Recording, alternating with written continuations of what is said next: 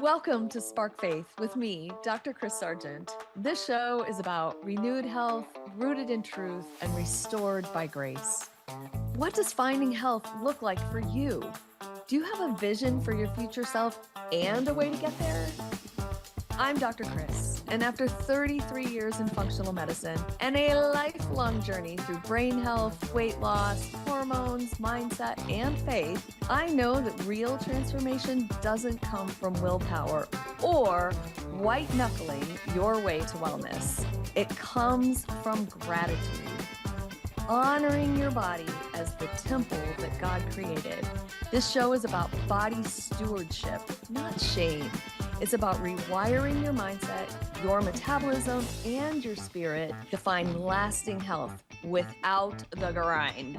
I'll help you cut through the noise, see opportunities instead of obstacles, and finally live the healthy, purposeful life you were created for. Let's spark faith and transformation together. Spark Faith starts now. Hey, y'all. Welcome to the Spark Faith Show. I am Dr. Kris Sargent, and today we are talking all things motivation. I'm recording this on January 8th. However, let's just think about any time that you've ever started something, and there are three things that could happen at that point. So this can apply just about any time during the year, any day during the year, and that's kind of the way I roll with change, right? You can change Monday morning or Wednesday afternoon, right? Timing doesn't matter. So today I'm going to start with motivation being something that can be so elusive and so seemingly shifting. And so I'm going to work on grounding you today in some better places to be motivated from and to keep you motivated if you've started something new. So at every point, or at some point in every time you try to change something, whether it's health or faith, or maybe it's a job or a calling or something in your relationship, motivation kind of just fades, right? Whether it's like, the old, I'm starting a new diet Monday morning, but by Monday afternoon, you've already eaten a donut. And I really want to push back, and I've pushed back before on this. So we're going to push back on that just a little bit today. So I'm going to push your boundaries a little bit today. And I'm going to say that this is a moment for a wake-up call, right? You may need to be asking yourself some new questions, or maybe looking at something from a very different point of view. So I want to ask you a few questions right now. If you're at this place and you're kind of losing your motivation, what has happened in the past? Like, what has been your prior pattern? What are the stories you're telling yourself about your current situation, whether it's something that happened today, something that's out of your control, maybe it's something that's in your control. What are you telling yourself about that versus your goals that you had started on and had in mind to keep doing, right? Whatever that thing is, maybe it's just cleaning your room. Maybe it's a diet. Maybe it's cleaning your car. Maybe it's something else. I don't know. You pick it, right? Are you making your self-care into an excuse? What? That seems so backwards. Sometimes when we get started on something and we think, oh, well, I'm doing really well, so I deserve some more self-care, so I'm going to have the donut, or I'm going to skip the room clean today, or I'm just going to let this thing slide because it's better self-care than sticking with my goals and the promises that I made to myself. I want you to think about that, right? I know these are really hard, and I don't like to look at them either. So are you making your self-care an excuse? Are you using a current hardship as an excuse? That's harder, right? When I was going through it with my mom, as you all know, she lived with me with dementia for 5 years. That would have been a really easy time not to take care of myself. But because I made it a priority, I was able to stay in the right mindset to take care of her and have the energy to do it, right? So that was my driving motivation to stick in it. Not that I was perfect, because we're going to talk about that a little bit too. Perfectionism plays no role here whatsoever. But are you using your current hardship as an excuse? Are you leaning into what I just talked about, your perfectionistic tendencies? As a recovering perfectionist, I can definitely get into the all or nothing kind of place. And I have clients that tell me, well, I'm just an all or nothing kind of person. Well, I think, and I'm going to challenge you to be a gray area person and find those places where all or nothing actually serves you and where it doesn't serve you, right? So I'm going to stop whatever is spinning in your head right there. So just let me stop you right there. And the biggest question that I really want you to ask yourself is, how can I do it differently this time? So I'm going to say it again. The biggest question to ask yourself is, how can I do it differently this time? That's kind, right? That's being kind to yourself. How can you maybe let something else be the focus instead of what you've always done, right? Well, I've always done it that way. Well, maybe always doing it that way isn't working anymore, right? So today, I just want to ask you a different question, another new question. What are you going to allow God to do in this moment, right? In the middle of the struggle, right? Not just at the beginning, not just at the end, at the finish line, but what about in this messy middle? And I've talked about the messy middle. I have a podcast from long ago about the messy middle that nobody likes to talk about because the middle is going to be messy, right? Weight loss is not a straight line down. It kind of goes like this for us ladies. Changing habits are not a straight line, right? Sometimes you do better than others, and sometimes you fall off, but you can get back on. So just remember, what can God do in that messy middle while you're trying to create something different in your life? So I want to really acknowledge reality at this point because some of y'all have already quit, right? Some of you started something recently and you've already quit. Maybe you started on January 1st or last Monday and it got too hard or something interfered.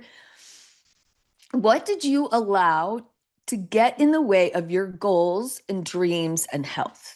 Because you know I'm all about the faith and health all mixed up, right? We can't separate those pieces out. They are all part of who you are.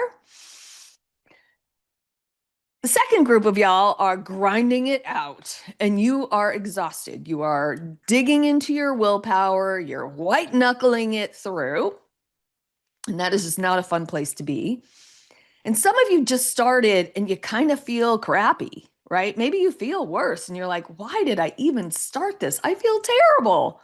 This is super common, especially if you're coming off like alcohol, sugar, caffeine, junk food, all that kind of stuff. Vitamins are depleted and maybe you're restricting too much. And so you're just going to feel crappy as your body starts to do its own detoxification. I want to normalize an emotional crash that can definitely happen like 7 to 14 days after any kind of change. Like you can go for 2 weeks white knuckling, you can keep going for a couple weeks. Anybody can do that, right? But then you're like, ugh, this is too much. I give up. And so here's what I know about most of y'all. Maybe not all of y'all, but most of y'all. I think you'll get this when I say it. If there was $5 million pots waiting for you at the end of you reaching whatever that goal is, whether it's cleaning your room or a diet or getting your hormones right or going to the gym or whatever your goals are, if there was $5 million after you did it perfectly for a year, let's just say, or you got to some X kind of goal, 5 million. All right, ladies or gentlemen, like $5 million waiting for you. If you stuck to your promises that you made to yourself, my guess is you would do whatever it took to get it, to keep going, to get it going, and all the old excuses would fall away. So what that tells me is that y'all can do this if you can shift the narrative that's happening upstairs, right? Because if there's $5 million out there, you're going to do what it takes to get there. So today, we are not going to talk about willpower. We are going to talk about how God meets us in the messy middle, right? In the middle of our process. So, for those of y'all who have already quit, I've got 3 segments, right? For those of y'all who have already quit, for those of you who are like exhausted and pushing through, and for those of you all who started and feel kind of crappy. So, for those of y'all who already quit, shame cannot be your motivator, right? Grace is the reset. And we're going to drop into some scripture here because it's beautiful, first of all, and it's timeless. And this is from Lamentations, where they're crying, people are crying out because they're hurting, right? And so here is Lamentations 3:22 and 23. Because of the Lord's great love, we are not consumed, for his compassions never fail. They are new every morning or moment. Great is your faithfulness, right? So quitting doesn't mean failure. It really just means you're human. Ugh, I know. I struggle with that humanity too. And God's mercies reset daily or moment by moment, not weekly, not monthly, not annually, right? And the guilt says, oh, I blew it, right? My behavior did not match my goals. Shame says, I'm a terrible person for quitting. Choosing a behavior that doesn't align with your goals doesn't make you a bad person. It just means that you made a choice that took you further away from your goal. And by the way, Jesus doesn't want you to feel either guilt or shame. He took all of that with him. So we don't have to do that to ourselves. And so that's not going to be a good place to land for motivation, right? And let me tell you, there are spiritual forces out there that love resolutions and goals, and they are going to do anything they can to keep you from getting there. They are going to throw all kind of obstacles in your way. They're going to create that perfectionistic all or nothing thinking. And so let's reframe this, right? You didn't fail the plan, right? A plan was never meant to replace grace. And so grace is also not free, like, oh, I screwed up. I can screw up as many times as I want. It's getting back up and really doing it different, right? That's what repentance is. I know it's a big word that a lot of Christians use, and you're like, what does that even mean? It means to turn in the other direction. And so when we ask for forgiveness and when we forgive ourselves, we are going to turn into that other direction that we want to go. And the faster we can do that, the faster we can pick ourselves up, the faster we can get out of that all or nothing thinking, the quicker we can be right back on track, forgiven, and move forward, right? Turned into that place where we want to go. So if you woke up breathing today, God has already given you a reset. So let's sit in with that. For all y'all who are going, but barely, right? Faithfulness is quieter than motivation. And what does that mean? Faithfulness is not a word we use every day, right? Fidelity, not something that's really valued in our system right now and in our values these days a lot. Dependable, reliable, those are things that we can be for ourselves. And that's what faithfulness is all about. But those require perseverance and endurance, even when we don't feel like it. Ugh. It gets so hard, right? It feels so heavy. I know. But this is at the heart of serving your goals, serving God, and stewardship. So the key scripture here, I'm going to just bring in a little one, right? Let us not become weary in doing good. For at the proper time, we will reap a harvest if we do not give up, right? The rains come eventually and the crop will grow, right? You will get through whatever this hard space is. Just shift into that different place of motivation. What is the long-term goal? Why are you doing this in the first place? What does this have anything to do with, right? So let's talk about like weariness in this faithful place doesn't mean you're doing it wrong.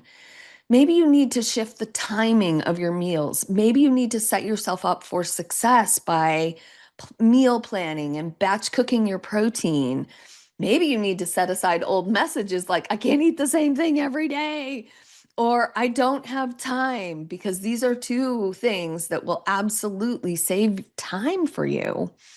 I know it doesn't seem like it in the moment, but if you can find a day or two that you can spend just a little bit of time gathering up a bunch of protein all in one place, that is going to make meal planning and meal prep so much easier for you down the road. Veggies are easy, starches are easy, they can pop in the microwave, but protein takes time, right? It takes a little bit of planning. Also, this verse, this Galatians, really assumes that you're going to get weary, right? It starts with let us not become weary. It's assuming fatigue. It's not scolding it. You're gonna get tired. It's okay. And this growth can feel like monotony, right? If you were waiting for your plants to grow, right? Because this is what the analogy is referring to. If you're waiting for plants to grow, it can feel like monotony, like waiting for your grass to grow, right? It can feel kind of boring. But in order for that to happen, like trees have to bud out first, the buds have to drop, and then the fruit grows.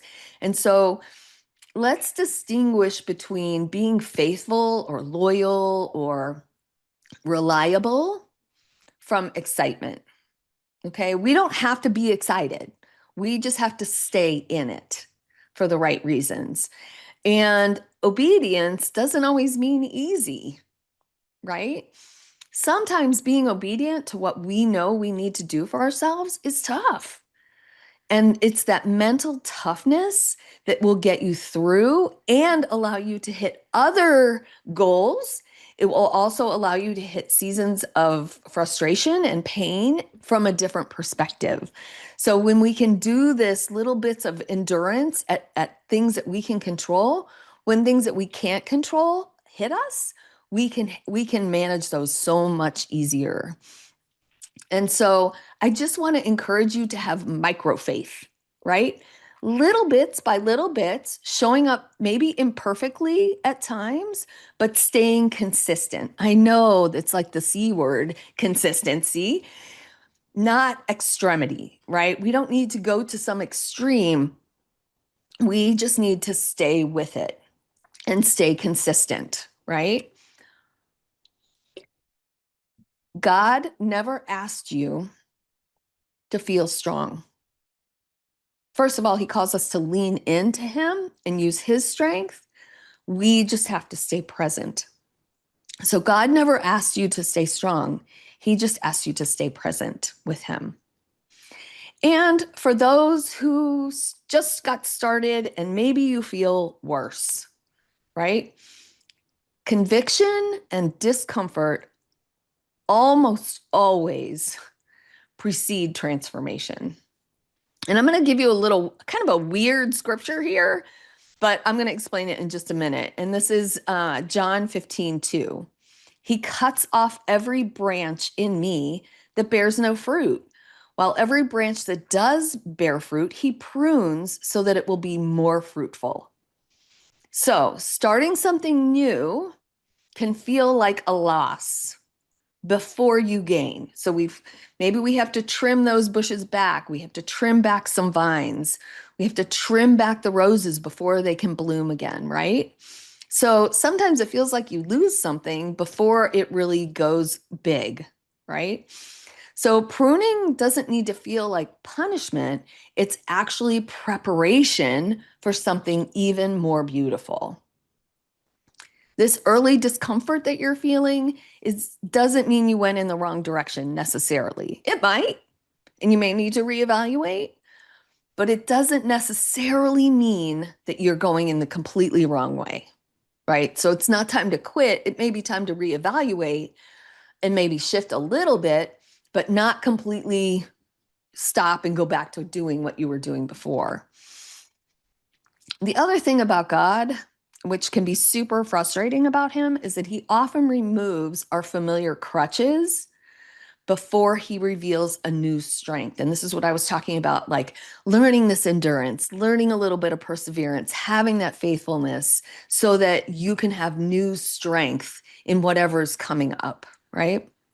I want to normalize like mood swings, fatigue, some resistance that you're feeling, and you need to get in touch with what that resistance is. It may just be unfamiliar. It may be you're out of your comfort zone.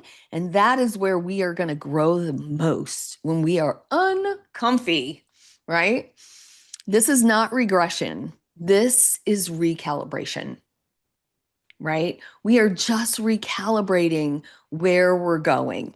A plane has to do this. If a plane takes off in New York and tried to do a straight line to California, it wouldn't make it. It has to make all kind of micro adjustments along the way to make it there, right? Seems like a straight line, but it's not. So we have to make those micro adjustments as we go, but we keep going. It's that consistency. So if things feel a little bit harder right now, it may be because God is doing some deeper work for you and making those micro adjustments in your thought process, in your plan, in your day-to-day, in old thoughts that don't serve you anymore. And so I'm going to bring all three of these groups together, right? The people who have kind of just quit, right? And you're just like, oh, I can't do this. They're really weary. Maybe the quitters are weary too. And y'all who've just started something, or beginners, and maybe you just need to look at yourself like that. Hey, I'm a beginner, like riding a bike. I don't know how to do this. I need to do this little bit by little bit, and then I'll get good at it, right?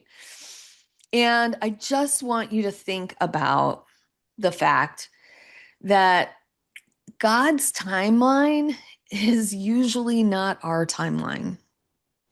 And I don't know, I'm pretty sure I've said this before, but in ancient days, when Jesus had to go from one place to another, he had to walk.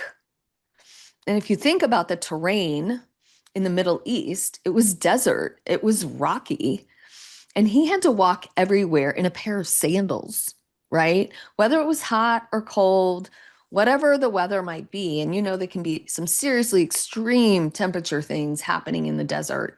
So when he walked, he would have to walk at about 3 miles per hour.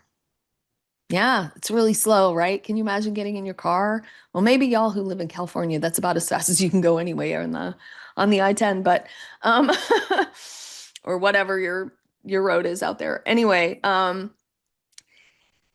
we have to think about slowing down. And I know I've talked extensively about this, but I think it's really, really important to realize that God does not rank faithfulness by timelines. He honors hearts that keep turning back to him. And so if we keep turning back to every day, every moment, keep turning back to what we really want and where our goals are headed, we can start shifting all the things that we need to shift. And then remember that whatever that end goal is, like that $5 million that I talked about at the beginning of the show, right?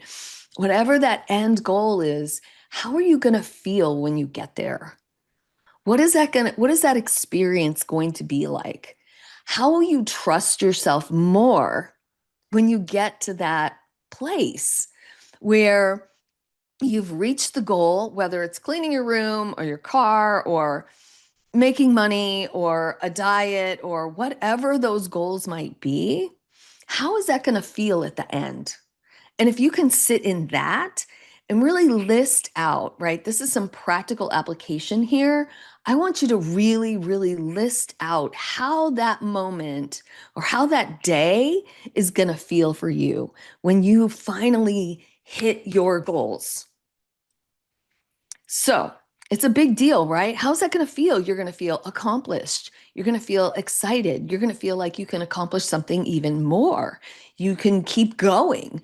Maybe your first goal is to just lose 10 pounds, but maybe you have 100 to go. How's it going to feel when you first hit that first 10, right? And the next 10, and then the next 10, right? Chunk down some of your goals into achievable spaces. And this is not a moment where, like, oh, I can go off and eat whatever, or spend a bunch of money, or undo what you've already done. That's not what we're here for. It's about the feeling. And let me tell you, from somebody who is really diving into learning about more feelings, it's really important to feel those feels and figure out what that's going to feel like. And that imagining will help pull you through, those really rough times. All right. So leaning into God, leaning into those 3 scriptures, I really want to remind you again that God does not rank faithfulness by timelines, right? He honors hearts that keep turning back to Him. He is not looking for perfection, right? He's looking for humility. He's looking for endurance and perseverance and leaning in, not trying to make it up yourself. So you may not need a new plan. You may just need a renewed perspective, right? So I really want to focus on grace over grit. Grace over grit. And you know that I just want renewed health, rooted in truth, and renewed by grace, always for each and every one of you. Thank you so much for being on with me today. Hit subscribe, like, find me on all the socials, and let's keep going this year. Bye, y'all. Love you. You've been listening to Spark Faith with me, Dr. Kris Sargent. This show is about renewed health, rooted in truth, and restored by grace. Tune in every Thursday morning at 9:30 a.m. Pacific on the Transformation Talk Radio for more simple, faith-fueled steps to live the vision God placed in your heart. Are you ready to take the next step?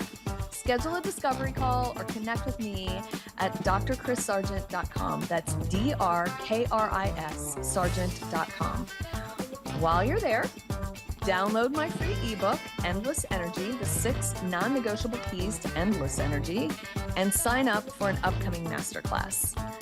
Don't forget to subscribe, like, share the show, and I'd love to connect with you on social media at Dr. Kris Sargent. Let's keep sparking faith and transformation together. Can't wait to see y'all next time.